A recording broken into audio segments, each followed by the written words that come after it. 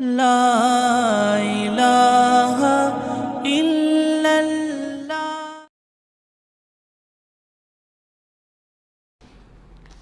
اب آئیے سورہ مریم، بسم اللہ الرحمن الرحیم، کاف ہا یا عین صاد، 5 حروف ہیں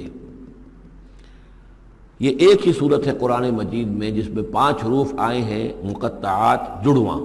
ایک صورت اور ہے سورہ شورا، اس میں 5 ہیں لیکن 2 علیحدہ لکھے جائیں گے، حامیم، اور ایک آیت بن جائے گی، عین سین قاف، یہ دوسری آیت ہے۔ یہاں یہ ایک ہی آیت اور جڑواں لکھے ہوئے حروف مقطعات 5 ہیں۔ ذکر رحمت ربک عبدہ زکریا، اب یہ وہی ساری چیزیں تقریباً آ رہی ہیں کہ جو ہم سورہ آل عمران میں پڑھ چکے ہیں، اور یہ اس زمانے میں نازل ہوئی جبکہ ابھی ہجرت حبشہ ہونے والی تھی اور مسلمان جا رہے تھے، اور وہاں پر وہ پوزیشن پیش آنے والی تھی کہ یہاں سے جب سفارت گئی ہے مکے کے قریش کے سرداروں کی، اور گئے تھے عمرو بن العاص گئے تھے جو بعد میں ایمان لے آئے، صحابی ہیں، وہ واپس لینے کے لیے کہ یہ ہمارے بگوڑے آ گئے، انہیں واپس کیجئے۔ تو نجاشی کے دربار میں پھر جب مسلمانوں نے اپنی فریاد کی، اپنے حالات بتائے، تو آخری داؤ یہ کھیلا عمرو بن العاص نے کہ آپ ذرا پوچھئے یہ مسیح کے بارے میں کیا کہتے ہیں۔ یہ تو کہتے ہیں وہ تو ایک عام انسان تھا آپ کا جس کو آپ خدا مانتے ہیں۔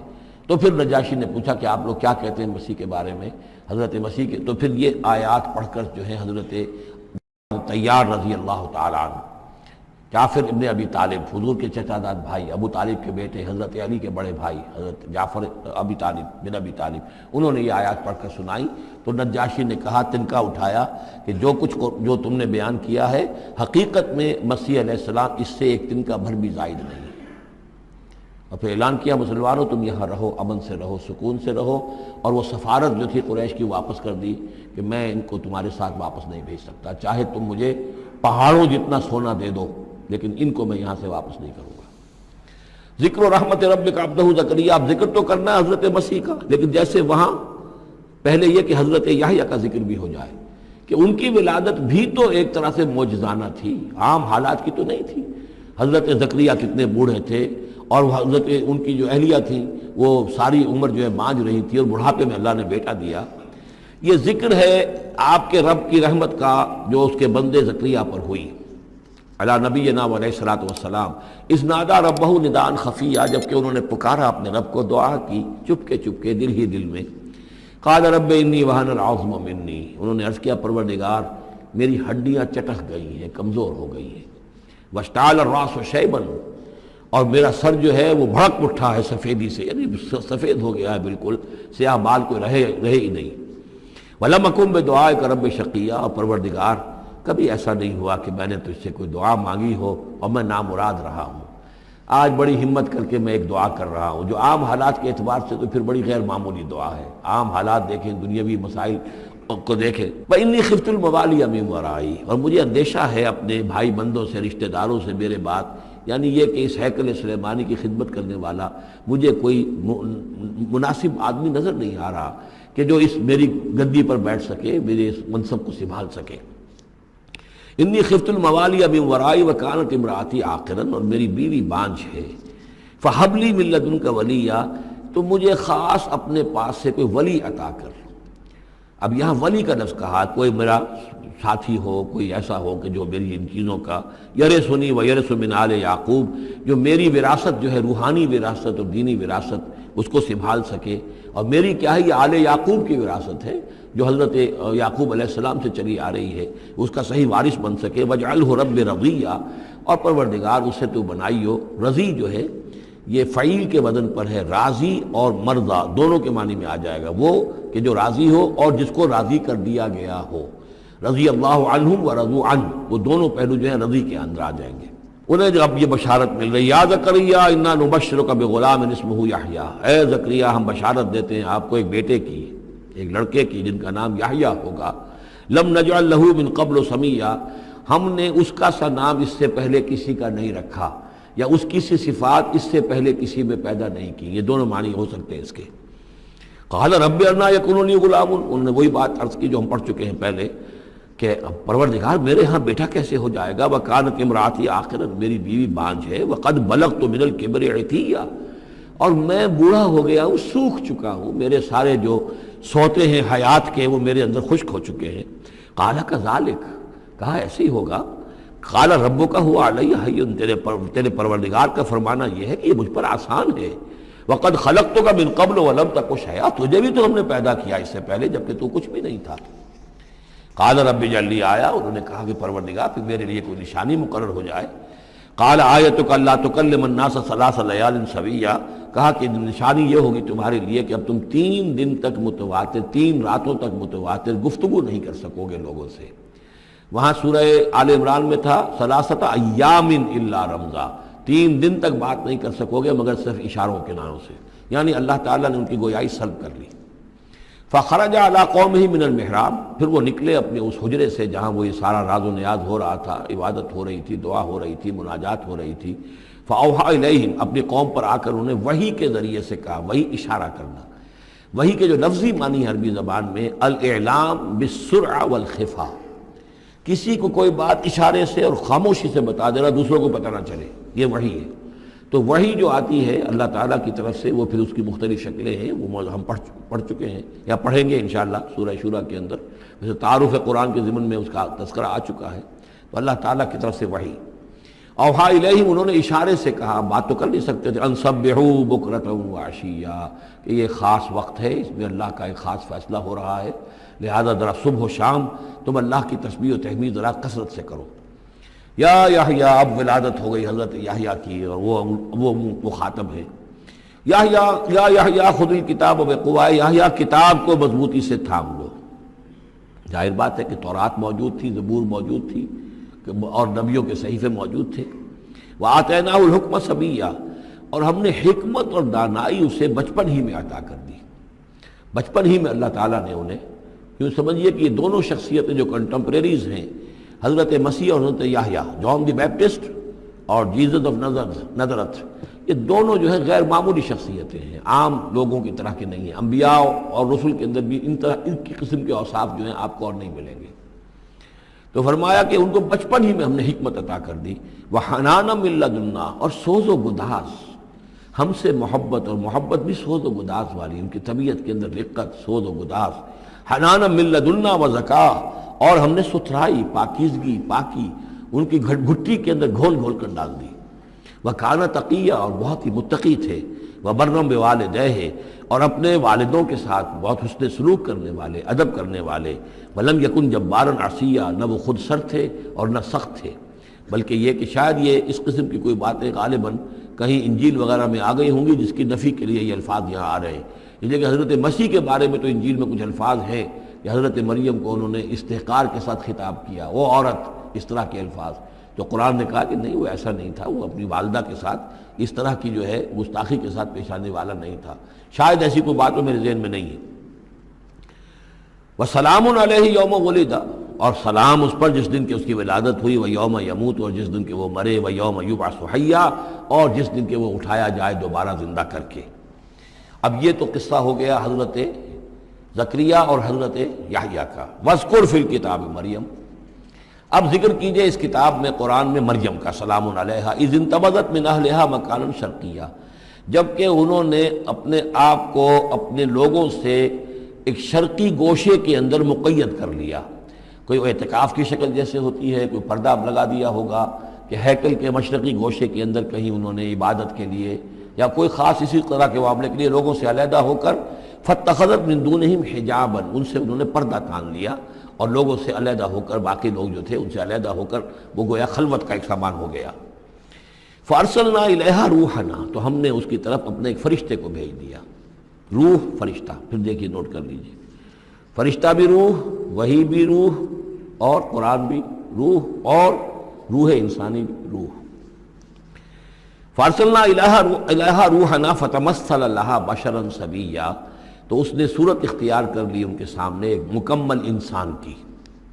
قالت انی اعوذ بالرحمن منک ان کنت تقیا، اب حضرت مریم سلام علیہا ایک دم دہشت زدہ ہو گئی، میں اللہ کی پناہ طلب پکڑتی ہوں تم سے، اگر تو واقعی کوئی تقی ہے، وہ نیک آدمی ہے، یعنی اس میری خلوت میں، میری علیحدگی کے اندر اس طرح اچانک تمہارا آ جانا کوئی برا ارادہ تو نہیں ہے، کوئی نیت تمہاری خراب تو نہیں ہے۔ انی اعوذ بالرحمن منک، میں پناہ پکڑتی ہوں رحمان کی تم سے، ان کنت تقیہ، اور اس میں اپیل بھی ہے اگر تم متقی ہو اور اللہ کے ڈرنے والے ہو تو کسی غلط قسم کا ارادہ نہ کرنا۔ قال انما انا رسول ربک، انہوں نے کہا نہیں، میں انسان نہیں ہوں، میں تو آپ کے رب کی طرف سے بھیجا ہوا فرشتہ ہوں۔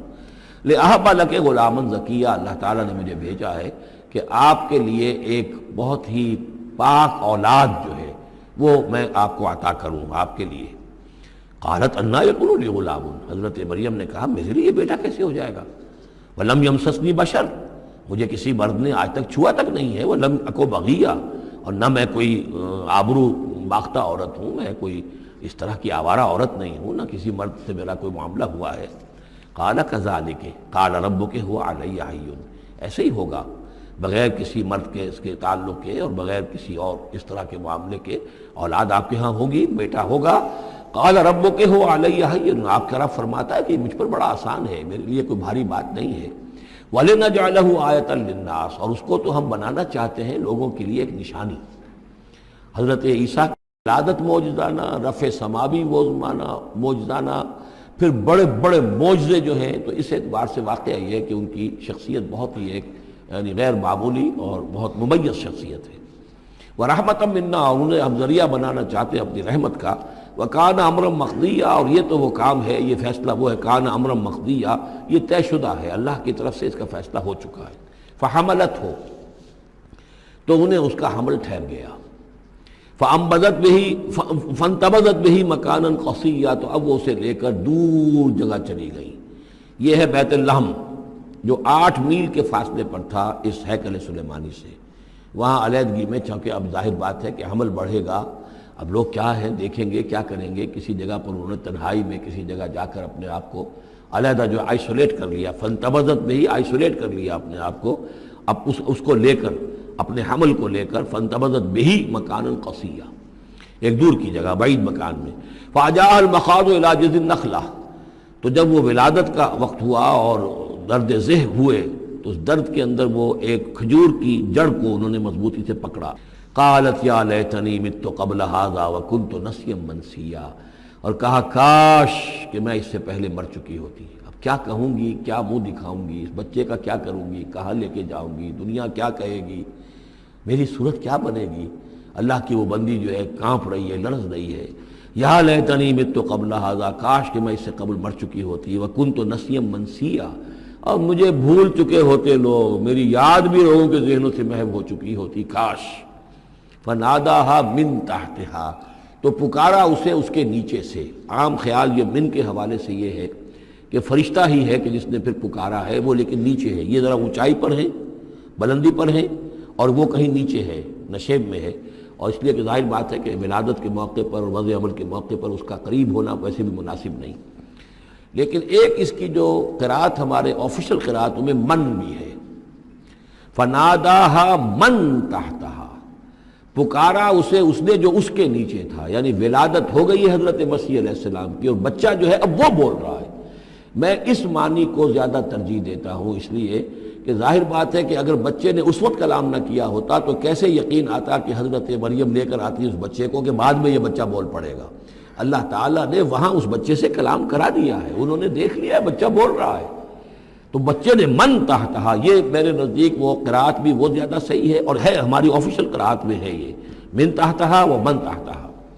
تو جو بھی تھا نیچے، انہوں نے، اس نے کہا لا تحزنی، اگر واقعتاً یہ حضرت مسیح بچے وہی بچہ جو نو مولود ہے وہی بول رہا ہے، تو گویا کہ لا تحزنی، امی جان آپ اس میں پریشان نہ ہو، غمگین نہ ہو، قد جعل ربک تحتک سریا، اور دیکھیے اب اللہ تعالیٰ نے آپ کے قدموں تلے ایک چشمہ نکال دیا ہے۔ وَهُزِّي إِلَيْكِ بِجِذْعِ النَّخْلَةِ، اور ذرا اسی درخت کے جو سوکھی جڑ درخت کی اس کو ذرا ہلائیے، تُسَاقِطْ عَلَيْكِ رُطْبًا جَنِيًّا، تو یہ تازہ اور بڑی تازہ جو ہیں پکی ہوئی کھجوریں آپ پر گریں گی۔ فَكُلِي وَاشْرَبِي، اب یہ سارا معجزہ وہ دیکھ رہی ہے، تب جرت ہوئی ہے انہیں بچے کو لے کر آنے کی کہ وہ بچہ بول بھی گیا ہے اور اسی سوکھی ہوئی وہ کھجور کے جو ہے تنے میں سے کھجوریں جو ہے پکی ہوئی اور بڑی تعداد جو ہے وہ بھی گر رہی ہے، چشمہ بھی پانی کا نکل آیا ہے۔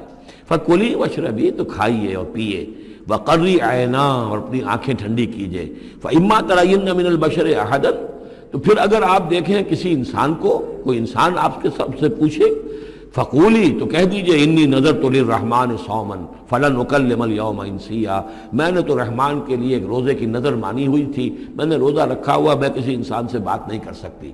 وہاں کے ان کے ہاں روزے کے اندر کھانے پینے پر جو پابندی تھی جو ہمارے ہاں ہوتی ہے وہ بھی تھی، اس کے علاوہ بولنے پر، گفتگو پر بھی پابندی تھی۔ فأتت بہ قومہا تحملہ، اب وہ آ گئی اس کو لے کر اپنی قوم کے پاس۔ اب ان کا حوصلہ ہے، انہوں نے وہ معجزہ دیکھ لیا ہے، یہ میری رائے ہے، واللہ عالم۔ عام طور پر اس کا تذکرہ نہیں ہے کہیں، اور یہ کہ من تحتہا میں سمجھا یہی گیا ہے کہ فرشتے ہی نے یہ سب سارا کلام کیا ہے۔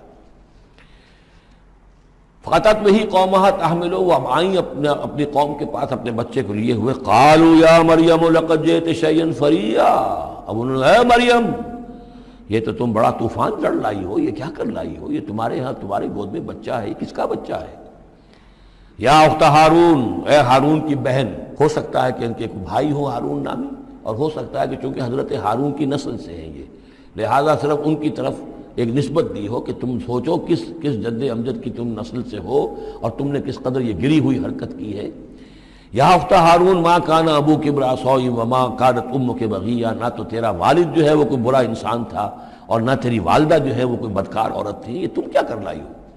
فاشارت الیہ، تو حضرت مریم نے اشارہ کر دیا حضرت اس بچے کی طرف، عیسیٰ کی طرف۔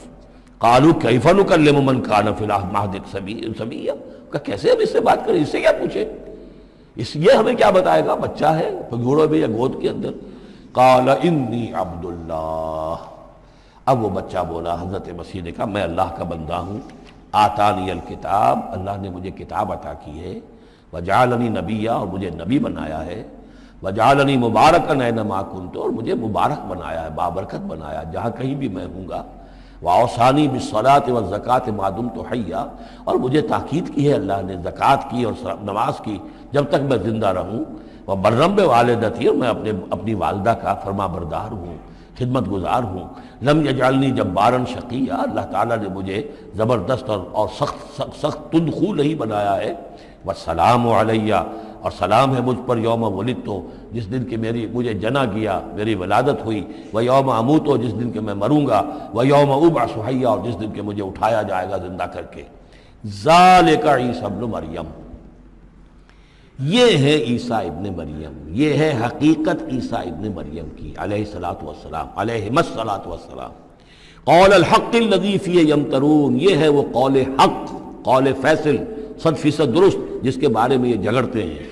ما کان للہ ان یتخذ من ولد سبحانہ، اللہ کے شان کے شایع نہیں ہے یہ کہ وہ کسی کو اپنا بیٹا بنائے، سبحانہ، وہ پاک ہے اس سے۔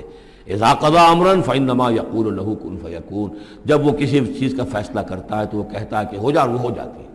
یعنی جو باپ کا حصہ تھا ولادت مسیح میں، وہ اللہ تعالیٰ کے ایک حرف کن کے ذریعے سے پورا ہوا، اسی لیے یہ کلمہ ہے، اللہ کلمۃ من ہو، اللہ کا خاص کلمہ ہے۔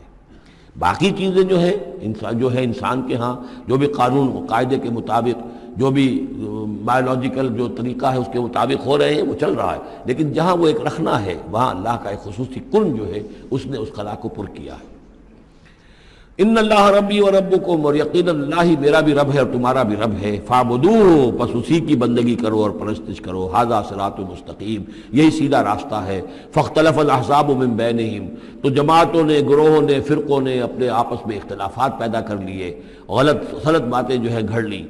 فویل للذین کفروا من مشہد یوم عظیم، تو ہلاکت اور بربادی اور تباہی ہے ان کافروں کے لیے اس دن کی پیشی، اس بڑے دن کی پیشی سے۔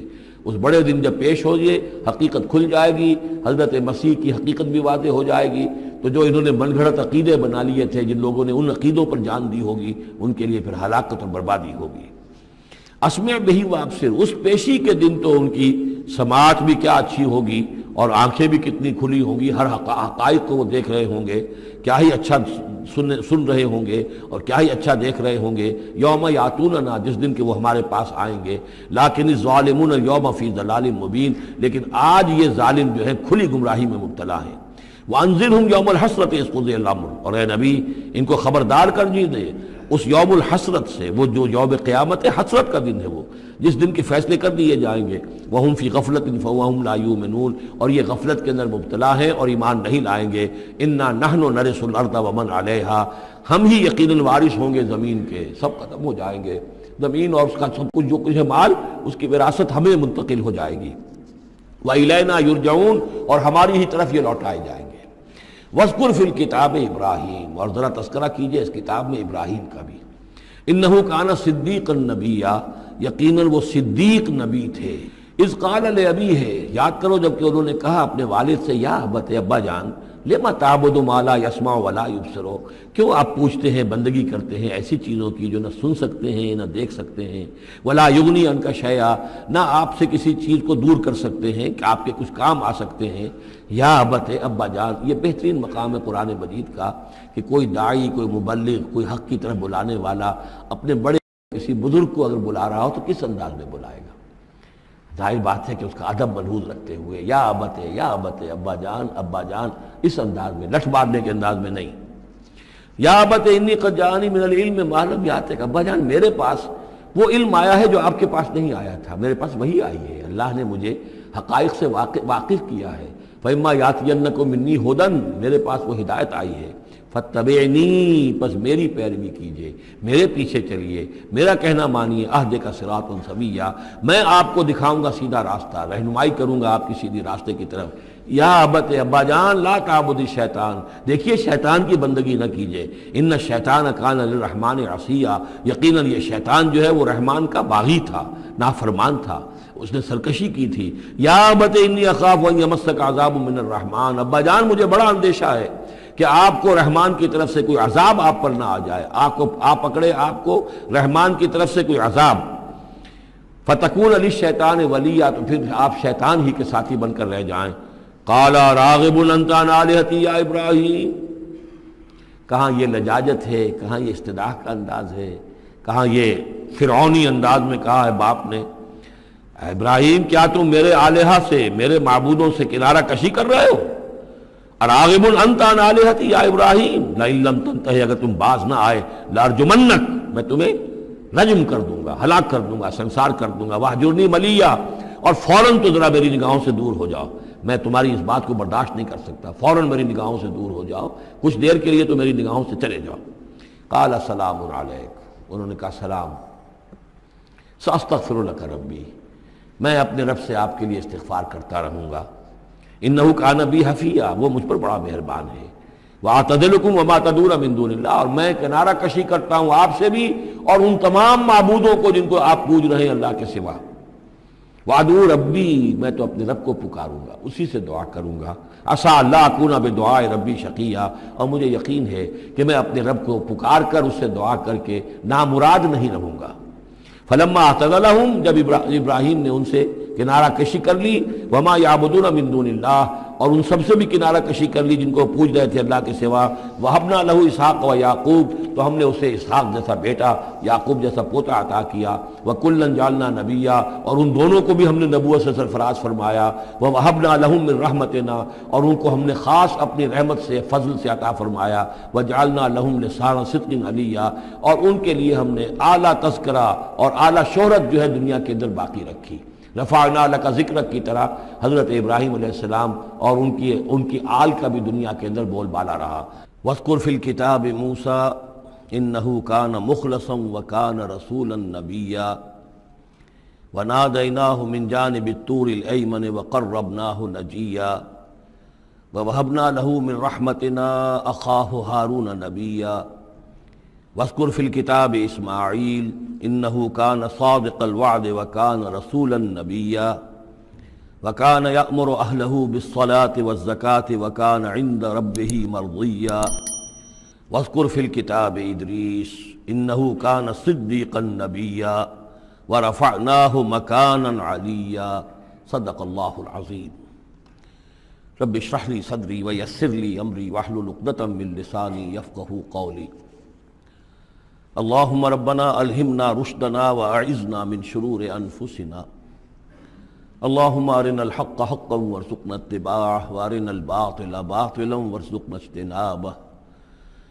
اللہم ربنا آنس وحشتنا فی قبورنا وارحمنا بالقرآن العظیم، اللہم اجعلہ لنا اماما ونورا وہدا ورحمہ، اللہم ذکرنا منہ ما نسینا وعلمنا منہ ما جہلنا وارزقنا تلاوتہ آناء اللیل وآناء النہار واجعلہ لنا حجتا یا رب العالمین آمین۔ کل ہم نے سورہ مریم کا آغاز کر لیا تھا اور تقریباً نصف کا ہم ترجمہ کر چکے ہیں، لیکن یہ بات بیان ہونے سے رہ گئی کہ مکی اور مدنی صورتوں کے جس تیسرے گروپ میں اس وقت ہم ہیں، جس کی مکیات کا آغاز ہوا تھا سورہ یونس سے، تو اس میں 9 صورتیں ہم پڑھ چکے ہیں۔ جیسا کہ میں نے عرض کیا، وہ 9 صورتیں 3 صورتوں کے سب گروپس کی شکل میں ہیں۔ ہر سب گروپ میں ایک جوڑا ہے جس کے اندر وہ نسبت زوجیت بتمام و کمال موجود ہے، اور ایک منفرد مزاج کی صورت ہے۔ سورہ یونس، سورہ ہود ایک جوڑے کی حیثیت سے، سورہ یوسف منفرد ہے، ایک ہی نبی کے حالات پر پوری صورت جو ہے وہ مشتمل ہے۔ پھر سورہ رعد اور سورہ ابراہیم یہ جوڑے کی شکل میں ہے۔ سورہ حجر یہ منفرد مزاج کی ہے، بلکہ اس پورے گروپ میں یہ اس اعتبار سے قدرے مختلف نظر آتی ہے کہ اس کا انداز جو ہے وہ ابتدائی زمانے کی صورتوں کا ہے، مضامین کی مناسبت بھی انہی سے ہے۔ چھوٹی چھوٹی آیتیں ہیں، ردم جو ہے وہ بہت تیز ہے، صوتی آہنگ بہت نمایاں ہے، ڈیوائن میوزک جو ہے، جو ملکوتی غنا ہے، وہ اس میں بہت نمایاں ہے۔ پھر 3 صورتیں، سورہ نحل سب سے بڑی ہے اس سب گروپ میں، یہ منفرد مزاج کی ہے، لیکن اس کے بعد سورہ بنی اسرائیل اور سورہ کہف یہ ایک نہایت حسین و جمیل جوڑا ہے۔ اب پھر 3 صورتیں جو آ رہی ہیں، سورہ مریم، پھر سورہ طٰہٰ، سورہ انبیاء۔ یہاں بھی معاملہ وہی ہے کہ ان میں سے 2 صورتیں جو ہیں سورہ مریم اور سورہ انبیاء، ان میں بڑی گہری مشابہت ہے، اور یہ قصص النبیین کے انداز میں یہاں تذکرہ ہے انبیاء کرام کا، انباء الرسل کے انداز میں نہیں ہے۔ وہ جو انداز سورہ کہف، سورہ اعراف میں ہم نے دیکھا، سورہ ہود میں ہم نے دیکھا کہ رسول آئے، انہوں نے دعوت دی، قوم نے انکار کیا، قوم ہلاک کر دی گئی، یہ انداز جو انباء الرسل، ایام اللہ، اس کا نہیں ہے۔ لیکن یہ کہ ایک جو ہے اس سب گروپ میں منفرد صورت ہے، اور وہ ہے سورہ طٰہٰ۔ یہ اس اعتبار سے کہ تقریباً پوری ایک ہی رسول کے حالات پر مشتمل ہے، حضرت موسیٰ علیہ السلام۔ 8 میں سے 5 رکوع مسلسل جو ہیں وہ حضرت موسیٰ علیہ السلام کے حالات پر ہیں، اور ان کی ایک نسبت جو معنوی قائم ہو جاتی ہے اس سورہ مبارکہ کی سورہ یوسف کے ساتھ، وہ یہ ہے کہ تاریخی اعتبار سے ہمیں معلوم ہے کہ حضرت یوسف علیہ السلام کے زمانے میں بنی اسرائیل مصر میں جا کر آباد ہوئے، اور حضرت موسیٰ علیہ السلام کے ذریعے سے اللہ تعالیٰ نے انہیں پھر جو مصر میں فرعونیوں نے انہیں جو اپنا غلام بنا لیا تھا، اس غلامی سے نجات دلائی، اور وہ واپس مصر سے نکل کر پھر اپنے آبائی وطن جو ہے سمجھیے جو حضرت ابراہیم کا مسکن تھا، یعنی فلسطین کی طرف روانہ ہوئے۔ تو ان میں بھی ایک نسبت قائم تو ہو جاتی ہے، لیکن وہ فاصلے سے ہے۔ سورہ مریم میں اور سورہ انبیاء میں آپ کو قصص النبیین کے انداز کا بات ملے گی، تو یہ آپ جب ہم پڑھیں گے تو بات نمایاں ہو جائے گی۔ سورہ مریم میں ہم نے اب تک جو پڑھا ہے، سب سے پہلے حضرت زکریا، حضرت یحییٰ کا تذکرہ ہوا پہلے رکوع میں۔ دوسرا رکوع بہت طویل ہے، اس میں حضرت مریم اور حضرت عیسیٰ کا سلام علیہم ان کا تذکرہ ہوا ہے۔ تیسرے رکوع میں پھر حضرت ابراہیم علیہ السلام کا، اور ان کے ساتھ ہی پھر حضرت اسحاق اور حضرت یعقوب کا تذکرہ ہوا ہے۔ حضرت ابراہیم کے بارے میں کہا گیا کہ انہ کان صدیقا نبیّا۔ اب یہ ایک نئی ترکیب ہے کہ جو پہلی مرتبہ قرآن مجید میں آئی ہے، اور میں نے اسی لیے آج جو ہے کئی آیات تلاوت کی ہیں اگلے رکوع کی، کہ آپ یہ دیکھ سکیں کہ 2 کے بارے میں آ رہا ہے رسولا نبیّا، حضرت اسماعیل اور حضرت موسیٰ علیہ السلام رسولا نبیّا، انہ کان رسولا نبیّا، اور 2 ہی کے بارے میں آیا انہ کان صدیقا نبیّا، یعنی حضرت ابراہیم علیہ السلام اور حضرت ادریس علیہ السلام۔ تو اس میں فرق کیا ہے؟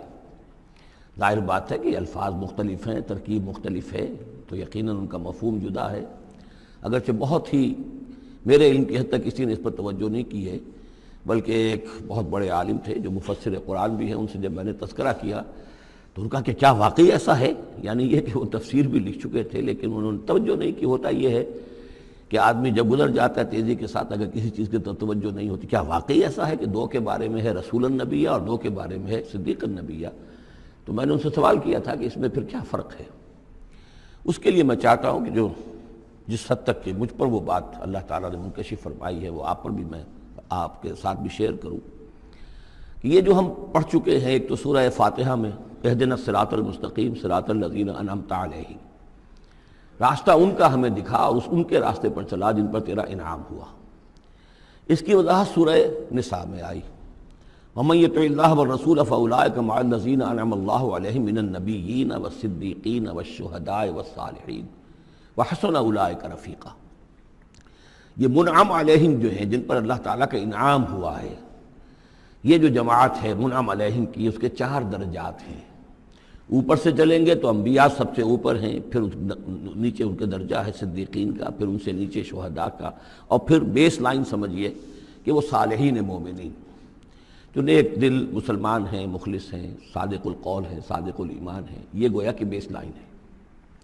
نیچے سے چلیں گے تو اس بیس لائن سے اگر کوئی شخص ترقی کرے گا تو پھر درجہ اس کے لیے کیا ہے؟ شہادت کا ہے، اس کے اوپر ایک درجہ صدیقیت کا ہے، اور یہ آخری درجہ ہے، اس لیے کہ اس سے آگے نبوت کا جو درجہ ہے وہ اکتسابی نہیں ہے، وہ تو وہبی ہے، اور وہ دروازہ بھی اب بند ہو چکا، وہ ہمیشہ کے لیے وہ آؤٹ آف باؤنڈز ہے اب نوع انسانی کے لیے، وہ نبوت کا دروازہ بند ہو چکا۔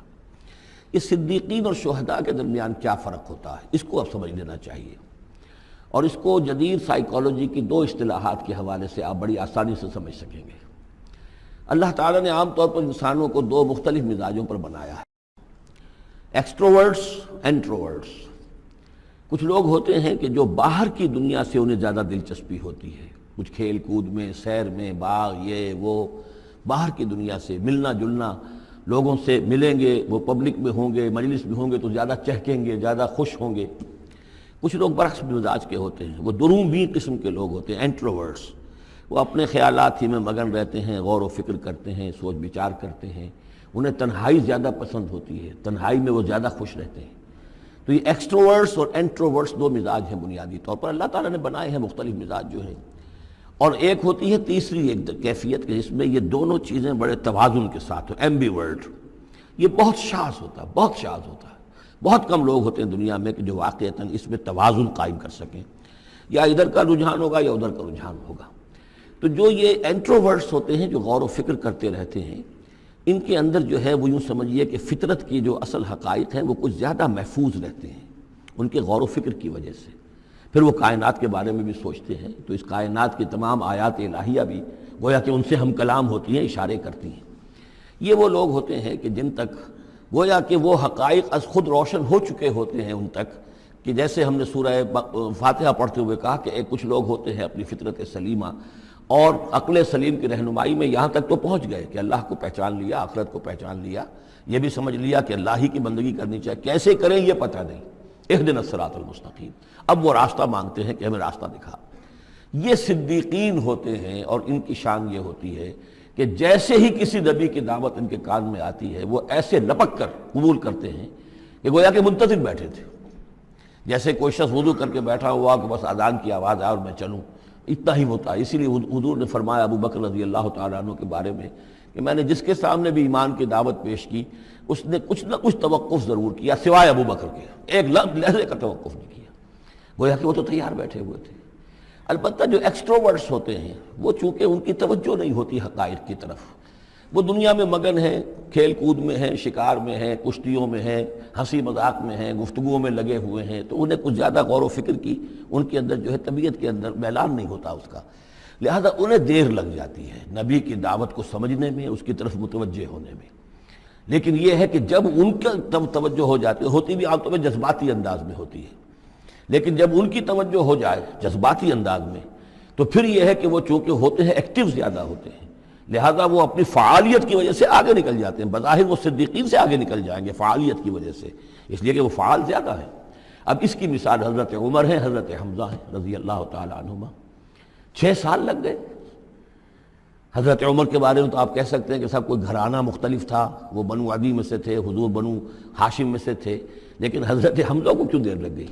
6 سال، سگے چچا ہیں، دودھ شریک بھائی ہیں، ساتھ کے کھیلے ہم جولی ہیں، نہایت محبت کرنے والے حضور سے، اور اسی کیفیت کے اندر وہ ایمان لائے کہ ایک روز آئے باہر سے، شکار کھیل کر آ رہے تھے، کئی دن باہر رہے تھے، واپس آئے تو ابھی گھر میں داخل نہیں ہوئے تھے، لونڈی نے کہا کہ آج تو ابو جہل نے بڑی گستاخی کی ہے آپ کے بھتیجے کے ساتھ، اور بس یہ سنتے ہی آگ بگولا ہو کر گئے ہیں، کمان جا کے ماری ابو جہل کے سر میں کہ تم نے یہ کیا ہے، اور اسی وقت کا اچھا میں اس پر ایمان لایا، آؤ کرو مقابلہ تم، یہ ان کے ایمان کا معاملہ ہے۔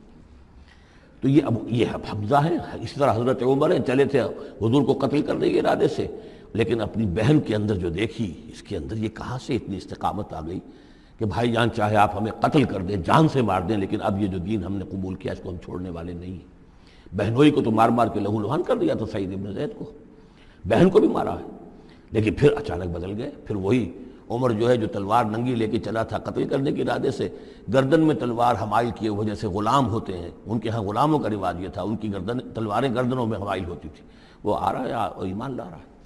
تو یہ ہے شہداء، صدیقین اور شہداء۔ تو اب مزاج جو ہے انبیاء میں بھی آپ کو ملے گا، کچھ لوگوں کا مزاج شہداء سے مناسبت رکھتا ہے۔ حضرت اسماعیل کا آپ نے سنا ہوگا، یہ واقعات قصوں میں آتے ہیں، وہ شکار جیسے کہ حضرت حمزہ کی کیفیت ہے، وہ نکل جاتے تھے، حضرت ابراہیم 2 مرتبہ گئے ہیں، ملاقات ہی نہیں ہوئی، اس لیے کہ وہ اپنے شکار پر نکلے ہوئے تھے۔ اس طرح کا معاملہ حضرت اسماعیل کا تھا۔ حضرت موسیٰ بھی جلالی مزاج کے آدمی تھے، ایک آدمی کو مکہ مارا ہے اور اس کی جان نکال دی ہے۔ حضرت ابراہیم وہ دوسری قسم، وہ صدیق النبی، ان کے مزاج جو ہے وہ اس نوعیت کا، صدیقیت کے ساتھ مناسبت رکھنے والا۔ تو نبوت تو ان کو بھی ملی، نبوت ان کو بھی ملی، لیکن مزاجی فرق کی وجہ سے ایک صدیق نبی ہے اور ایک رسول نبی ہے، اس لیے کہ رسول کے ساتھ جو لفظ مناسبت رکھتا ہے وہ شہادت ہے۔ تمام رسول شاہد بنا کر بھیجے گئے ہیں۔ یہ جو کار رسالت ہے، تبلیغ اور اتمام حجت، اس کے اندر تو عمل کا پہلو زیادہ ہے، اور اس میں پھر شہداء زیادہ نمایاں ہوتے ہیں۔ تو رسولوں کے لیے تو ہے ہی یہ، یا ایھا النبی انا ارسلناک شاہدا ومبشرا ونذیرا وداعیا الی اللہ باذنہ وسراجا منیرا، اور جیسے کہ ہم نے پڑھا وکیف اذا جئنا من کل امۃ بشہید، تو رسولوں کے ساتھ مناسبت لفظ کی جو ہے وہ شہادت کی ہے۔ تو گویا کہ شہداء کا مزاج رکھنے والے جو نبی ملے وہ رسول النبی ہیں، اور صدیقیت کا مزاج رکھنے والے جن کو نبوت مل گئی وہ صدیق نبی ہیں۔ تو حضرت ابراہیم انہ کان صدیقا نبیا، وہ تو ہم پڑھ چکے تھے، اب آگے چلیے۔ ابھی اس موضوع پر مزید گفتگو سورہ حدید میں چل کر ہوگی۔ اولئک ھم الصدیقون والشہداء عند ربہم، اس کے جو دوسرے رکوع کے آخر میں یہ آیت آئی ہے، تو وہاں جا کر انشاءاللہ اس کے سلسلے میں مزید کچھ گفتگو ہوگی۔ وَاذْكُرْ فِي الْكِتَابِ موسیٰ، اور کتاب میں تذکرہ کیجئے موسیٰ کا، انہ کان مخلصا، یقیناً ہم نے اسے خاص اپنا بنا لیا تھا۔ اس کی تفسیر آگے آ جائے گی سورہ طٰہٰ کے اندر۔ وَكَانَ رَسُولًا نَبِيًّا، اور وہ رسول نبی تھے۔ وَنَادَيْنَاهُ مِن جَانِبِ الطُّورِ الْأَيْمَنِ، اور ہم نے اس کو پکارا، اس سے بات کی، اس کو بلایا طور پہاڑ کے داہنی جانب سے۔ وَقَرَّبْنَاهُ نَجِيًّا، اور اسے قریب ہم نے بلایا سرگوشی کے لیے۔ وَوَهَبْنَا لَهُ مِن رَحْمَتِنَا أَخَاهُ هَارُونَ نَبِيًّا، اور ہم نے اسے اپنی رحمت سے اس کو یہ مقام بھی عطا کیا کہ اس کے بھائی ہارون کو بھی نبوت عطا کر دی، چونکہ یہ درخواست کی تھی حضرت موسیٰ علیہ السلام نے، وہ اگلی صورت میں آ جائے گا۔ وَاذْكُرْ فِي الْكِتَابِ اسماعیل، اور ذرا تذکرہ کیجئے کتاب میں اسماعیل کا بھی، انہ کان صادق الوعد، یقیناً وہ بڑے وعدے کے سچے تھے۔ اور خاص طور پر اشارہ ہو رہا ہے اتنا بڑا وعدہ جو حضرت ابراہیم سے اپنے والد سے انہوں نے کیا تھا کہ یا ابت افعل ما تؤمر ستجدنی انشاءاللہ صابرا، ابا جان کر گزریے جو بھی آپ کو اللہ کی طرف سے حکم آ رہا ہے، مجھے ذبح کرنے کا حکم ہے، ذبح کر دیجئے، انشاءاللہ آپ مجھے صابر پائیں گے۔ تو آخری وقت تک انہوں نے اپنے اس وعدے کو نبھایا اور گردن جو ہے رکھ دی کہ چلائیے چھری۔ صادق الوعد وکان رسول النبی، اور وہ بھی مزاجی اعتبار سے جو میں نے عرض کیا ہے، حضرت حمزہ چونکہ ویسے بھی نسل میں حضرت اسماعیل کی نسل میں سے ہے، تو اگر آپ دیکھیں گے تو بہت ہی ان کے درمیان شخصیت کی مشابہت نظر آئے گی۔ رسول النبی، وہ رسول نبی تھے۔ وکان یامر اہلہ بالصلاۃ والزکاۃ وکان عند ربہ مرضیہ، اور وہ حکم دیتے تھے اپنے گھر والوں کو نماز کا بھی اور زکوٰۃ کا بھی، اور وہ اپنے رب کے نزدیک بہت ہی پسندیدہ تھے، بہت ہی اللہ تعالیٰ کو کے منظور نظر کہہ لیجیے، مرضیہ۔ وَاذْكُرْ فِي الْكِتَابِ ادریس، اور تذکرہ کیجئے کتاب میں ادریس کا بھی۔ یہ ادریس علیہ السلام جو ہے یہ ایک نبی ہے کہ جو حضرت آدم اور حضرت نوح کے مابین گزرے ہیں۔ حضرت آدم اور حضرت نوح کے مابین ایک اور نبی بھی گزرے ہیں، قرآن مجید میں ذکر نہیں ہے، تورات میں شیس علیہ السلام۔ تو نبی تو یہ ہیں، حضرت آدم پہلے نبی، پھر یہ دو اور نبی ہیں حضرت ادریس۔ اس تورات میں ان کا نام حنوک ہے، شیس کا نام سیس ہے، وہ تو ٹھیک ہے، اور قرآن مجید میں ان کا تذکرہ بھی نہیں ہے، لیکن حضرت ادریس کا حنوک نام ہے وہاں۔ لیکن یہ کہ یہ دونوں ہیں درمیان میں حضرت آدم اور حضرت نوح علیہ السلام، پہلے رسول حضرت نوح علیہ السلام ہے، یہ دونوں نبی ہیں صرف۔ وَاذْكُرْ فِي الْكِتَابِ ادریس، اور تذکرہ کیجئے کتاب میں، اس قرآن میں، ادریس کا، اِنَّهُ كَانَ صِدِّيقًا نَبِيًّا، یقیناً وہ بھی صدیق نبی تھے، مزاجاً ان کا بھی وہی حضرت ابراہیم کے ساتھ مناسبت، صدیقیت والا مزاج۔ وَرَفَعْنَاهُ مَكَانًا عَلِيًّا، اور ہم نے انہیں اٹھایا تھا بہت بلند مقام تک۔ اب یہ اٹھانا جو ہے، ویسے تو بعض لوگوں کا خیال ہے کہ شاید وہ بھی حضرت عیسیٰ علیہ السلام کی طرح رفع سماوی ان کی ہوئی ہے، چوتھے آسمان میں حضور کی ان سے ملاقات ہوئی ہے شب معراج میں۔ لیکن ایک مفہوم اس کا یہ بھی ہے کہ اونچا مقام دینا، بلند مقام دینا، اس لیے کہ یہاں الہ نہیں ہے، وہاں جو ہے وہ رافعک الیہ، جہاں کہا گیا حضرت عیسیٰ کے بارے میں تمہیں اٹھانے والا ہوں اپنی طرف، تو اس سے مفہوم جو ہے بہت معین ہو جاتا ہے، یہاں ضروری نہیں ہے کہ وہ مفہوم لیا جائے۔ اولئک الذین انعم اللہ علیہم، دیکھیے وہی لفظ آ گیا اب، یہ ہیں وہ لوگ جن پر انعام فرمایا ہے اللہ نے، من النبیین، انبیاء میں سے۔ اب ہم کیونکہ منعم علیہم کے 4 طبقات تھے، ان میں سے یہ انبیاء کا تذکرہ ہو رہا ہے سب کا، تو من النبیین من ذریت آدم، اولاد آدم میں سے، وممن حملنا مع نوح، اور پھر بعد ان میں سے ان کی نسل میں جنہیں ہم نے نوح کے ساتھ اس کشتی میں سوار کرایا، ومن ذریت ابراہیم، اور پھر ذریت ابراہیم میں سے ہیں، ان کی اولاد سے، واسرائیل، اور حضرت یعقوب کی نسل سے ہیں، وممن ہدینا واجتبینا، اور جنہیں کہ ہم نے ہدایت دی اور جنہیں ہم نے چن لیا، پسند کر لیا۔ اذا تتلی علیہم آیات الرحمن، ان کی کیفیت یہ ہوتی تھی کہ جب رحمان کی آیات ان کو پڑھ کر سنائی جاتی تھی، خروا سجدا و بکیا، تو وہ گر پڑتے تھے اللہ کی جناب میں سجدہ کرتے ہوئے، روتے ہوئے۔ فخلف من بعدہم خلف، پھر ان کی جگہ پر بعد میں آ گئے، ان کے جانشین ہوئے، ان کے وارث ہوئے ایسے ناخلف لوگ۔ یہ خلف کا لفظ جب آتا ہے لام کے جزم کے ساتھ، تو ناخلف یعنی ایسے لوگ کہ جو اپنے اسلاف کے کردار اور ان کی بزرگی جو ہے اس کو برباد کرنے والے، تباہ کرنے والے، ان کی نیک نامی کو بٹا لگانے والے ہوں، ناخلف۔ فخلف من بعدہم خلف، پھر ان کی اولاد میں سے ایسے ناخلف بھی پیدا ہوئے، اضاعوا الصلاۃ، جنہوں نے نماز کو تو ضائع کر دیا، واتبعوا الشہوات، اور خواہشات کی پیروی کی، شہوات، خواہشات، جذبات، فسوف یلقون غیا، تو عنقریب ان کی ملاقات ہو جائے گی گمراہی کے ساتھ، یعنی گمراہی کا جو انجام ہے یہ اس سے دوچار ہو جائیں گے۔ الا من تاب وآمن وعمل صالحا، سوائے اس کے کہ جو توبہ کریں اور ایمان لائیں اور نیک عمل کریں، فاولئک يدخلون الجنہ، وہ لوگ جنت میں داخل ہوں گے، ولا یظلمون شیئا، اور ان پر قطعاً کوئی ظلم نہیں کیا جائے گا، ان کا کوئی حق تلفی نہیں کی جائے گی، ان کے پورے اعمال کا انہیں بدلہ مل جائے گا۔ جنات عدن التی وعد الرحمن وعبادہ بالغیب، یعنی ان کو کیا ملے گا؟ وہ باغات، ریزیڈینشل گارڈن، بسنے والے باغات، رہنے والے باغات، جن کا کہ وعدہ کیا تھا رحمان نے اپنے بندوں سے غیب میں، یعنی ظاہر بات ہے قرآن مجید میں وعدہ ہو رہا ہے، تو ابھی نہ وہ جنت ہمارے سامنے ہے، نہ خود اللہ تعالیٰ جو ہے روح در روح ہمارے سامنے ہے، ہم ایمان لا رہے ہیں اس پر غیب میں، یؤمنون بالغیب۔ انہ کان وعدہ ماتیا، یقیناً اس کا وعدہ جو ہے وہ تو پورا ہونے والا ہی ہے، اس کو تو وقت پر پہنچنا ہی ہے، اب وہ اپنی جگہ پر پختہ ثابت ہوگا۔ لا یسمعون فیہا لغوا الا سلاما، وہ نہیں سنیں گے اس میں کوئی لغو بات، بس صرف سلام ہی سلام، ہر طرف سے فرشتے آ رہے ہیں تو سلام، قیلا سلاما سلاما۔ وَلَهُمْ رِزْقُهُمْ فِيهَا بُكْرَةً وَعَشِيًّا، اور ان کے لیے ان کا رزق ہوگا اس میں صبح بھی اور شام کو بھی۔ تِلْكَ الْجَنَّةُ الَّتِي نُورِثُ مِنْ عِبَادِنَا مَنْ كَانَ تَقِيًّا، یہ ہے وہ جنت جس کو کہ ہم، جس کے وارث بنائیں گے ہم اپنے بندوں میں سے ان کو کہ جو متقی ہوں گے، خدا ترس ہوں گے، اللہ سے ڈرنے والے ہوں گے۔ وَمَا نَتَنَزَّلُ إِلَّا بِأَمْرِ رَبِّكَ، اور اے نبی ہم نہیں نازل ہوتے مگر آپ کے رب کے حکم سے۔ لَهُ مَا بَيْنَ أَيْدِينَا وَمَا خَلْفَنَا وَمَا بَيْنَ ذَلِكَ وَمَا كَانَ رَبُّكَ نَسِيًّا، اسی کے اختیار میں ہے جو کچھ ہمارے سامنے ہے اور جو کچھ ہمارے پیچھے ہے اور جو ان دونوں کے مابین ہے، اور اے نبی آپ کا رب بھولنے والا نہیں ہے۔ یہ بہت اہم مضمون ہے، اور در حقیقت ایک مضمون کا یوں سمجھیے کہ سلسلہ شروع ہو رہا ہے جس کی پہلی کڑی یہ ہے۔ اس کو یوں سمجھیے کہ حضور صلی اللہ علیہ وسلم کو جو قرآن مجید سے شغف تھا اور محبت تھی اور شوق تھا آپ کا، تو جو وقفہ پڑ جاتا تھا وہی میں، وہ آپ پر بڑا شاق گزرتا تھا۔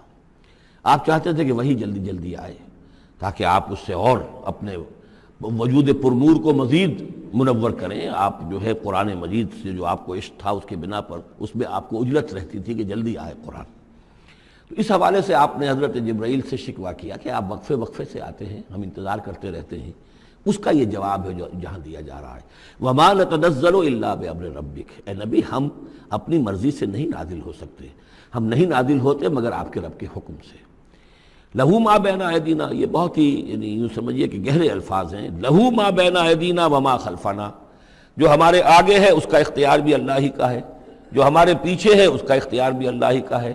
وما بینہما وما بین ذالک, آگے اور پیچھے کے مابین کون ہے پھر؟ ہم, میں, میرا وجود, میرے آگے میرے پیچھے, اور ان دونوں کے درمیان کون ہے؟ میں گویا کہ بالکلیہ اللہ تعالیٰ کے حکم کے تابع ہوں. فرشتے کی یہی شان ہے کہ فرشتہ جو ہے یفعلون ما یؤمرون, جو حکم ملتا ہے, لا یعصون اللہ ما امرہم, ان کا معاملہ یہ ہے کہ جو بھی اللہ کا حکم ہے گویا کہ وہ تو اس سے سرتابی نہیں کرتے, سرے منہ اس میں فرق نہیں ڈالتے. وما نتنزل الا بامر ربک, ہم نہیں اترتے یا اتر سکتے مگر آپ کے رب کے حکم سے. جب اسی کی مصلحت اور اسی کی مشیت ہوتی ہے وہ وہی دے کر ہمیں بھیجتا ہے. لہو ما بین ایدینا وما خلفنا وما بین ذالک وما کان ربک نسیا. اور اے نبی یہ جو کچھ تاخیر ہو جاتی ہے کسی بھول کی وجہ سے نہیں ہے کہ اللہ کو کوئی نسیان لاحق ہو گیا ہے تو تھوڑی دیر کے لیے توجہ کہیں اور ہو گئی ہے, معاذ اللہ. تیرا رب جو ہے بھولنے والا نہیں ہے بلکہ یہ حکمت کے تحت ہے, اللہ تعالیٰ کی مشیت ہی ہے. کذالک لنثبت بہ فؤادک رتلناہ ترتیلا, وہ جو ہم پڑھ چکے سورہ بنی اسرائیل میں بھی, وقرآنا فرقناہ لتقرأہ علی الناس علی مکث ونزلناہ تنزیلا. یہ ہماری حکمت ہے کہ ذرا وقفے وقفے سے آپ یہ قرآن لوگوں کو پڑھ کر سنائیں. رب السماوات والارض, وہ رب ہے آسمانوں کا اور زمین کا. وما بینہما, اور جو ان دونوں کے مابین ہے. فاعبدہ, پس اسی کی بندگی اور پرستش کیجئے. واصطبر علیہ لعبادتہ, اور اس کی عبادت کے اوپر پوری طرح جمے رہیے, صبر کیجئے. هل تعلم له سمیا, تو کیا تم جانتے ہو کہ اس کی سی شان کا کوئی اور بھی کوئی اور ہستی ہے؟ ظاہر بات ہے جو شان اللہ کی ہے اس کی سی شان رکھنے والی کوئی اور ہستی کائنات میں موجود نہیں. وَيَقُولُ الْإِنسَانُ وَإِذَا مَا مِتُّ لَسَوْفَ أُخْرَجُ حَيًّا, اور یہ انسان کہتا ہے حیران ہو کر, کیا میں جب مر جاؤں گا تو پھر مجھے زندہ کر کے اٹھا لیا جائے گا. یعنی یہ وہ لوگ ان میں سے کہ جو بعث بعد الموت کے منکر تھے. میں نے بارہا آپ کو بتایا کہ اکثر و بیشتر تو وہ مانتے تھے, لیکن وہ کہتے تھے کہ وہاں ہمیں چھڑانے والے ہیں, ہمارے شفعاء ہیں, ہؤلاء شفعاؤنا عند اللہ. تو بعث بعد الموت کے وہ منکر نہیں تھے, لیکن ایک طبقہ ان میں ایسے لوگوں کا بھی تھا. اب یہ ان کی بات ہو رہی ہے. وَيَقُولُ الْإِنسَانُ وَإِذَا مَا مِتُّ لَسَوْفَ أُخْرَجُ حَيًّا, کہ جب میں مر جاؤں گا پھر مجھے دوبارہ اٹھا لیا جائے گا اور نکال دیا جائے گا.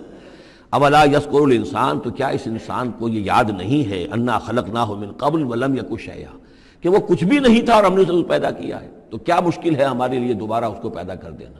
کیا تھا وہ پہلے, اس کی کیا حقیقت تھی؟ یعنی جہاں سے ہم اپنے آپ کو جانتے ہیں وہ بھی ظاہر بات ہے کہ ایک نطفہ ایک ہے, اس سے ہمارا آغاز ہوا, یہ تو سبھی جانتے ہیں نا. تو اس سے اللہ تعالیٰ نے اگر انسان بنا دیا ہے تو کیا اللہ تعالیٰ دوبارہ تمہیں پیدا نہیں کر سکتا؟ فَوَرَبِّكَ, تو قسم ہے تیرے رب کی, لَنَحْشُرَنَّهُمْ وَالشَّيَاطِينَ, ہم جمع کریں گے ان سب کو بھی اور تمام شیطانوں کو. ثُمَّ لَنُحْضِرَنَّهُمْ حَوْلَ جَهَنَّمَ جِثِيًّا, اور پھر ہم سب کو جمع کر لیں گے جہنم کے گرد کہ یہ اپنے گھٹنوں کے بل گرے ہوئے ہوں گے. ثُمَّ لَنَنزِعَنَّ مِن كُلِّ شِيَّةٍ أَيُّهُمْ أَشَدُّ عَلَى الرَّحْمَٰنِ عِتِيًّا, پھر ہم ہر گروہ میں سے, ہر قوم میں سے پھر نکالیں گے کون ہیں وہ جو سب سے زیادہ اکڑنے والے تھے رحمان کے مقابلے میں. بلاؤ ادھر سے ابو جہل کو اور بلاؤ ادھر سے عقبہ ابن ابی معیط کو, ہر گروہ میں سے جو سب سے زیادہ اللہ کا کی اس کے ساتھ گستاخی کرنے والا اور سب سے زیادہ تکبر کرنے والا تھا, پھر اس کو آگے نکال کر نمایاں کیا جائے گا. ثم لنحن اعلم بالذین هم اولی بها صلیہ, پھر ہم خوب جانتے ہیں ان لوگوں کو کہ جو بہت زیادہ قابل ہوں گے اور سب سے پہلے داخل ہونے والے ہوں گے اس جہنم کے اندر. وَإِن مِّنكُمْ إِلَّا وَارِدُهَا کان علی ربک حتما مقضیا, اور تم میں سے کوئی بھی نہیں ہے مگر یہ کہ اسے ایک مرتبہ جہنم پر آنا ہوگا.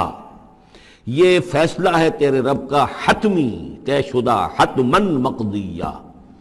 اس کا جو مفہوم سمجھا گیا ہے میں اسے اتفاق کرتا ہوں کہ اصل میں وہ پل صراط جس کا تذکرہ جو ہے آئے گا سورہ حدید میں بھی اور پھر سورہ تحریم میں بھی, جس کو ہم پل صراط کہہ دیتے ہیں. الصراط ہے وہ, یہی صراط مستقیم جس پر ہم چل رہے ہیں, یہ عالم برزخ کے اندر جا کر اور قیامت کے دن جو ہے یہی پل صراط بن جائے گا اور یہ جہنم کے اوپر ہوگا، گویا کہ اس پر سے گزر کر لوگ داخل ہوں گے جنت کے اندر، تاکہ مشاہدہ کر لیں کہ اللہ تعالیٰ نے کس چیز سے ہمیں بچایا ہے۔ اور وہاں پر جو جہنمی ہیں وہ ٹھوکریں کھا کھا کر اس میں گرتے جائیں گے، چونکہ ان کے پاس روشنی نہیں ہوگی۔ یہ مضمون جو ہے کھل کر آئے گا سورہ حدید میں اور سورہ تحریم میں۔ تو یہ فرمایا کہ آنا تو ہر ایک کو پڑے گا، ہر انسان کا گزر اس پر ہوگا، تاکہ اور اس میں یہ کہ یقیناً جو بچا لیے جائیں گے ان کے دل میں کس قدر اللہ تعالیٰ کی کہ اس رحمت کا اور مغفرت کی قدر کتنی ہوگی کہ اللہ نے ہمیں کس انجام سے بچایا ہے۔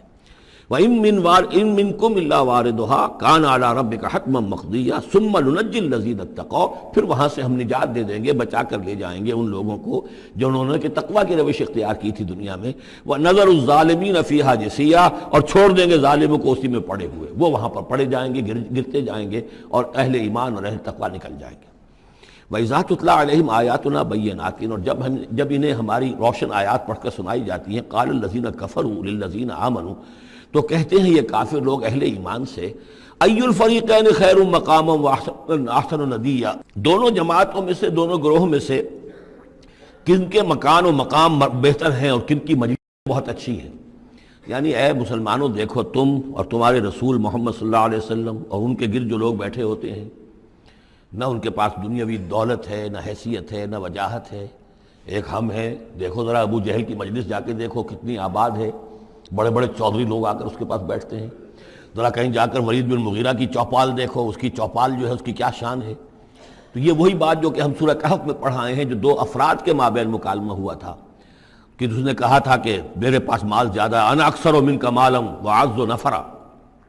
اسی طرح انہوں نے کہا کہ ای الفریقین خیر مقاما واحسن ندیا، یہ دو گروہ دیکھ لو تمہارے سامنے ہیں، ایک معلوم ہوتا ہے کہ مفلس ہیں، کلاش ہیں، غلام لوگ ہیں، ان کے ساتھ بیٹھے ہوئے ہیں، بلال بیٹھا ہوا ہے، وہاں وہ ابو فقی بیٹھا ہوا ہے، یہ جو عمار ہے اور یہ فلاں ہے اور یہ یاسر ہیں، یہ لوگ ہیں۔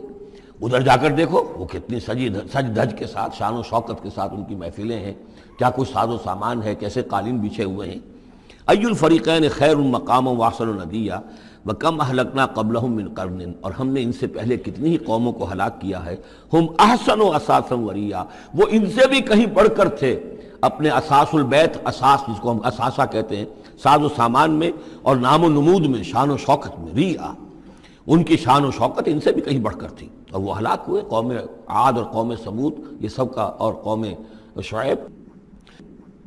قل من کان فی الضلالۃ فلیمدد لہ الرحمن مدا، اے نبی ان سے کہہ دیجئے جو شخص بھی ضلالت میں، گمراہی میں ہے، تو اللہ کا یہ طریقہ ہے، قاعدہ ہے کہ اللہ تعالیٰ اسے پھر اور ڈھیل دیتا ہے، رسی دراز کرتا ہے، اس کو اور نعمتیں دے دیتا ہے۔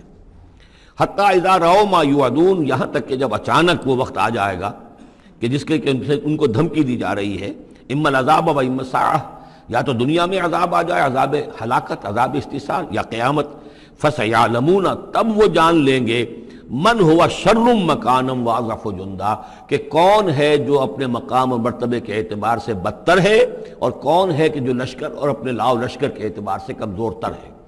اس وقت پتہ چلے گا کہ محمد زیادہ طاقتور تھے صلی اللہ علیہ وسلم، یا ابو جہل زیادہ طاقتور تھا۔ آخرت میں جا کر حقیقت کھل جائے گی۔ اس وقت تو یہ ایک سراب ہے، نظر آ رہا ہے، ایک ڈرامہ ہے، کھیل ہو رہا ہے، حقیقت جو ہوگی وہ منکشم ہو جائے گی اس دن۔ وَيَزِيدُ اللَّهُ الَّذِينَ اهْتَدَوْا هُدًى، اور اللہ تعالیٰ ان لوگوں کی ہدایت میں اضافہ کرتا ہے جو ہدایت کی راہ اختیار کرے۔ اللہ بڑھاتا ہے ان لوگوں کو ہدایت میں کہ جنہوں نے ہدایت اختیار کی۔ والباقیات الصالحات خیر عند ربک ثوابا وخیر مردا، اور یقیناً نیک باقی رہنے والے تو وہ نیک عمل ہے۔ یہ مال و دولت باقی رہنے والا نہیں ہے، یہ تو یہیں کی شے یہیں رہ جائے گی۔ باقیات الصالحات، بقا اگر ہے، دوام ہے انسان کے ساتھ، اس عالم آخرت میں جانے والی کوئی شے ہے تو باقیات الصالحات ہے، وہ تو نیک کام ہے۔ خیر عند ربک ثوابا، وہ یقیناً تیرے رب کے نزدیک بہت بہتر ہیں بدلے کے اعتبار سے بھی، وخیر مردا، اور اس اعتبار سے بھی کہ لوٹ کر جایا جائے ان کے پاس۔ جب ہم وہاں پہنچیں گے ہمیں اپنے اعمال جو ہیں وہاں منتظر ملیں گے، ان کی جزا، بلکہ یہ کہ کہا جائے گا یہ تمہارے اعمال ہی ہیں، ان کی شکل بدل گئی ہے۔ افرأیت الذی کفر بآیاتنا وقال لأوتین مالا وولدا، تو کیا تم نے دیکھا اس شخص کو جو ہماری آیات کا تو کفر کرتا ہے اور کہتا ہے مجھے تو لازماً ملے گا، مال بھی ملے گا اور اولاد بھی ملے گی۔ یہ وہی بات سمجھ لیجیے جو سورہ کہف میں آ چکی ہے کہ اس نے کہا تھا وَلَئِن رُدِدتُّ إِلَىٰ رَبِّي لَأَجِدَنَّ خَيْرًا مِنْهَا مُنْقَلَبًا، تم جو ہو جوتیاں پھٹکار رہے ہو یہاں پر بھی، تمہیں وہاں بھی کچھ نہیں ملنا۔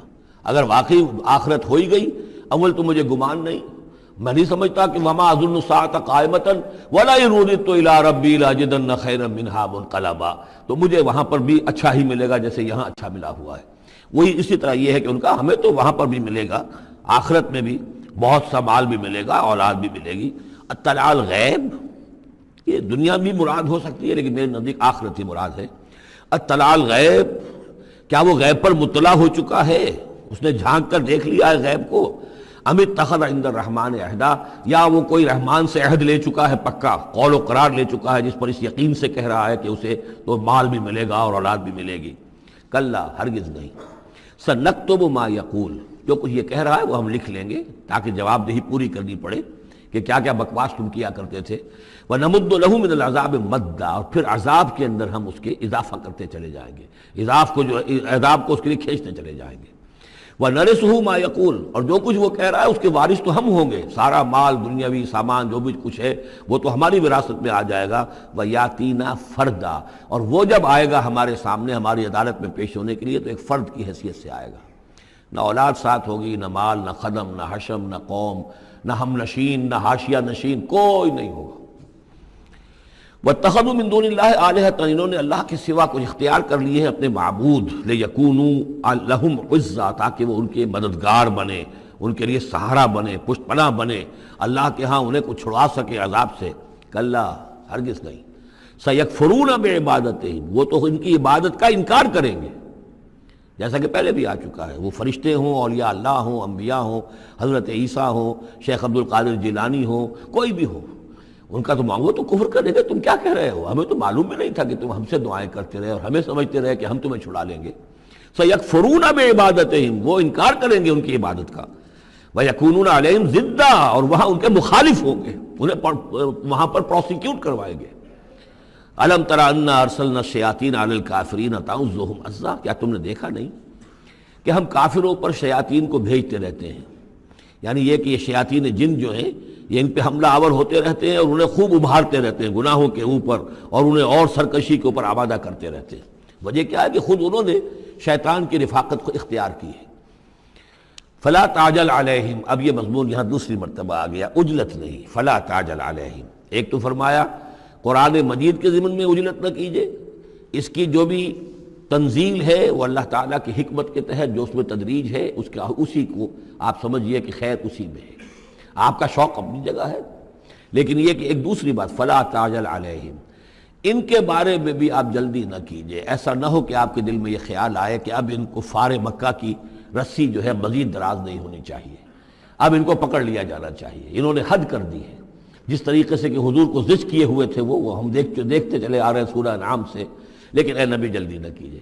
فلا تعجل علیہم، ان کی مخالفت، علی یہاں پر آ رہا ہے، فلا تعجل علیہم انما نعد لہم عدا، ہم ان کی پوری گنتی کر رہے ہیں، ایک ایک عمل ان کا لکھا جا رہا ہے، ہر چیز کا ان کو جواب دہی کرنی ہوگی، ہر چیز کی ان کو سزا مل جائے گی، لیکن یہ کہ ہمارے ہر کام کے اندر جو بھی فطری تدریج ہے، اس کی جو توقیت ہے، اس کا جو نظام ہم نے بنا رکھا ہے وہ اسی کے مطابق ہوگا۔ یوم نحشر المتقین الی الرحمن وفدا، یاد کرو جس دن کی ہم جمع کریں گے اہل تقویٰ کو، وہ رحمان کی طرف آئیں گے مہمانوں کی صورت میں، جیسے مہمانوں کا استقبال ہوتا ہے، وفد آیا ہے۔ وَنَسُوقُ الْمُجْرِمِينَ إِلَىٰ جَهَنَّمَ وِرْدًا، اور جو مجرم ہیں انہیں ہم دھکیلیں گے، دھکے دیں گے، ہانک کر لے جائیں گے جہنم کی طرف، جیسے کہ کوئی پیاسے جانور جاتے ہیں گھاٹ کی طرف۔ لا يملكون الشفاعة الا من اتخذ عند الرحمن عہدا، کسی کے بھی کوئی شفاعت کام نہیں آئے گی سوائے اس کے کہ جس نے رحمان کے پاس اپنا ایک مقام حاصل کر لیا ہے۔ یعنی ایک شخص جو ہے بنیادی طور پر اللہ کے ساتھ اس نے اپنا عہد نبھایا ہو، اللہ کی بندگی کر رہا ہو، کوئی خطائیں ہو گئی ہیں، کوئی غلطیاں ہو گئی ہیں، جیسے کوئی پھسل جاتا ہے، کوئی کمزور بھی ہوتا ہے انسان، ایسے لوگوں کے لیے تو شفاعت مفید ہو سکتی ہے، لیکن جو سرے سے اس عہد کی خلاف ورزی کر رہے ہوں، جو بجائے مشرق کے ان کا رخی مغرب کی طرف ہو، بجائے کعبے کے ان کا رخی جو ہے کسی اور شے کی طرف ہو، تو ظاہر بات ہے کہ ان کے لیے شفاعت نہیں ہے۔ وَقَالُوا اتَّخَذَ الرَّحْمَنُ وَلَدًا، اور انہوں نے ایک اور عقیدہ گھڑ لیا ہے کہ رحمان نے اپنے لیے اولاد اختیار کی ہے۔ لَقَدْ جِئْتُمْ شَيْئًا إِدًّا، دیکھو تم نے یہ بہت بڑی بھاری بات کہی ہے، یہ بہت بڑی گستاخی ہے اللہ کی جناب میں، اور کتنی بھاری گستاخی ہے ذرا نوٹ کیجئے الفاظ، تکاد السماوات یتفطرن منہ، قریب ہے کہ آسمان پھٹ پڑے تمہاری اس گستاخی پر، وَتَنشَقُّ الْأَرْضُ، اور قریب ہے کہ زمین شق ہو جائے، وَتَخِرُّ الْجِبَالُ حَدًّا، اور یہ پہاڑ جو ہے دھماکے کے ساتھ گر پڑے، أَن دَعَوْا لِلرَّحْمَنِ وَلَدًا، کہ انہوں نے رحمان کے لیے بیٹا قرار دیا، بیٹی قرار دی۔ مشرکین عرب نے فرشتوں کو خدا کی بیٹیاں بنا دیا، عیسائیوں نے حضرت مسیح کو خدا کا بیٹا بنا دیا، اور یہودیوں نے عزیر کو خدا کا بیٹا بنا دیا۔ ان دعوا للرحمن ولدا وما ينبغي للرحمن ان يتخذ ولدا، رحمان کے تو یہ شایان شان ہی نہیں ہے کہ وہ کسی کو اولاد بنائے۔ یہ اس کی وضاحت میں کر چکا ہوں کہ اولاد کی ضرورت اس کو ہوتی ہے جو خود فانی ہو۔ ہمیں معلوم ہے ہم مر جائیں گے، ہمارا نام و نشان مٹ جائے گا، اولاد کے ذریعے سے ہمارا نام زندہ رہے گا۔ یہ اصل میں ایک اپنے ہی تسلسل انسان سمجھتا ہے کہ میری ہستی کا تسلسل ہے، میری اولاد گویا کہ میرا اپنی بقا کی ایک شکل ہے۔ اس لیے کہ یہ انسان کے اندر ہے۔ مجھے یاد ہے جب ہم پڑھتے تھے کالج میں تو الفا ایک کمپنی ہوتی تھی لاہور میں، جو فائل کورز وغیرہ بناتی تھی نوٹ بکس کے، تو اس میں پیرامڈس کے عنوان سے جو بہترین الفاظ لکھے ہوئے تھے اب بھی مجھے یاد ہیں، still and resolute, calm and self-possessed, still and resolute.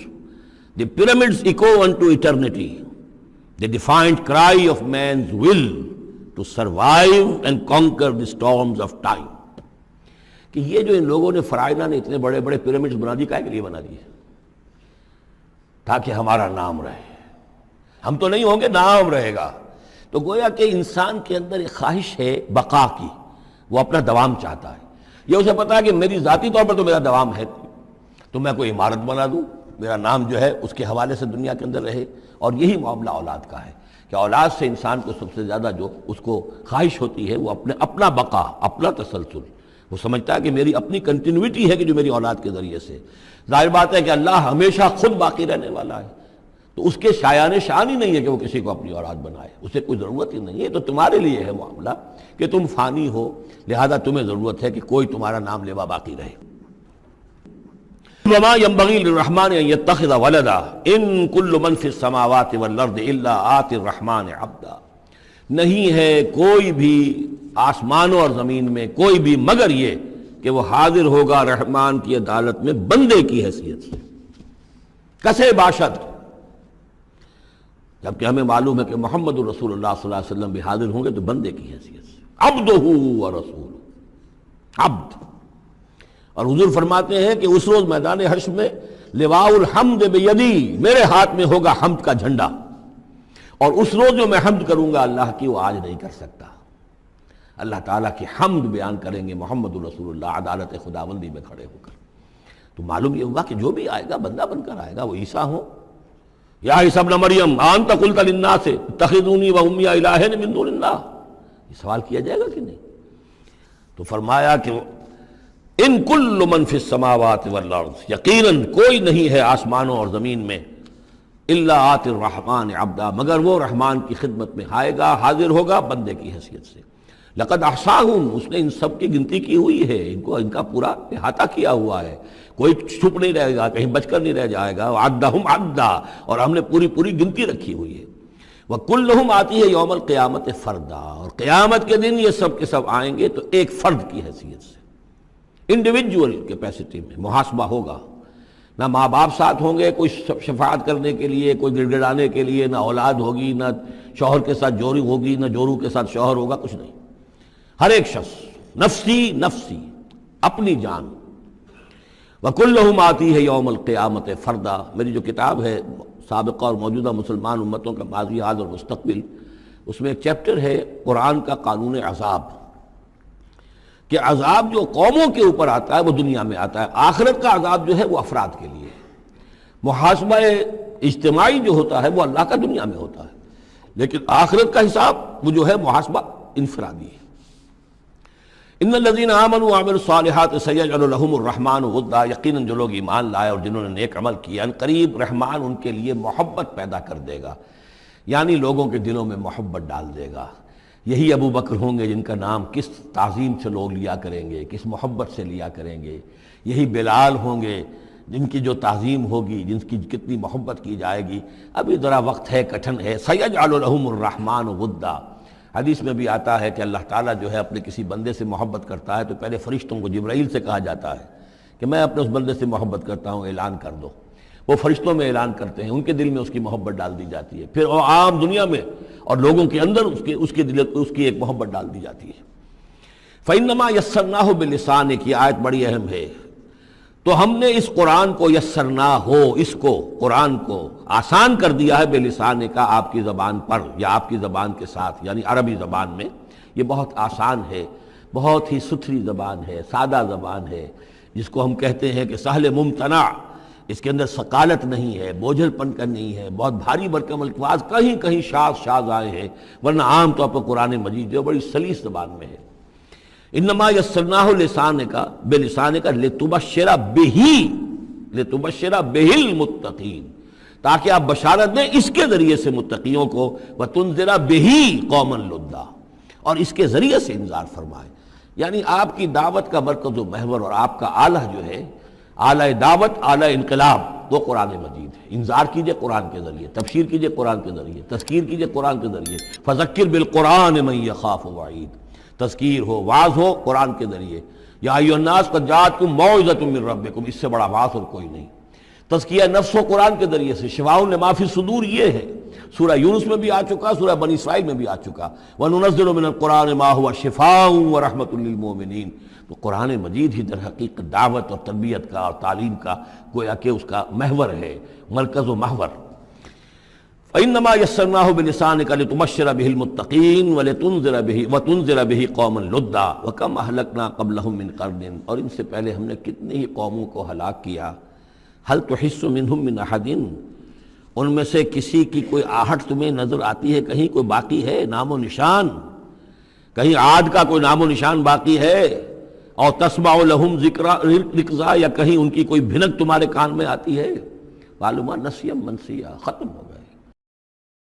هل لك سر